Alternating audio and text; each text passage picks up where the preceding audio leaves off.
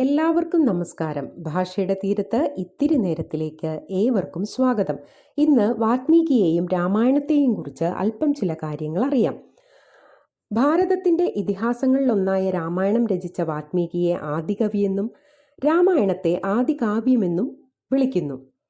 വാൽമീകിയെക്കുറിച്ചുള്ള ഐതിഹ്യം: വാൽമീകി വരുണന്റെ 10ാമത്തെ പുത്രനായിരുന്നുവെന്ന് പറയപ്പെടുന്നു. ബാല്യകാല നാമം രത്നാകരൻ എന്നായിരുന്നു.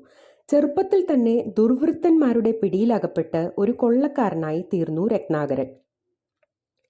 രത്നാകരൻ കുടുംബസന്ധാരണത്തിനു വേണ്ടി വഴിയാത്രക്കാരുടെ ധനധാന്യങ്ങൾ പിടിച്ചുപറിച്ച് കാലം കഴിച്ചു വന്നു. ഒരിക്കൽ അതുവഴി കടന്നു വന്ന സപ്തർഷികളെ ഇദ്ദേഹം പിടികൂടി.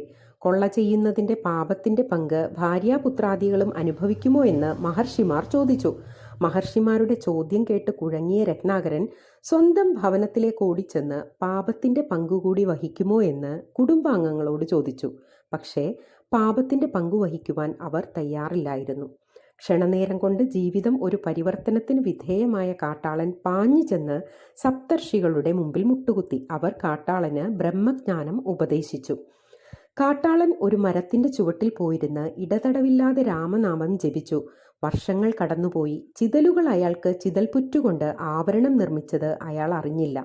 അനേക വർഷങ്ങൾക്ക് ശേഷം സപ്തർഷികൾ ആ വഴിക്ക് മടങ്ങി വന്നു. മഹർഷിമാർ ചിതൽപുറ്റു ഭേദിച്ച് മുനിയെ വെളിയിലെടുത്തു. വാൽമീകം അഥവാ ചിതൽപുറ്റിൽ നിന്ന് വെളിയിൽ വന്നതിനാൽ ആ മഹർഷിക്ക് അന്നു മുതൽ വാൽമീകി എന്നു പേരുണ്ടായി.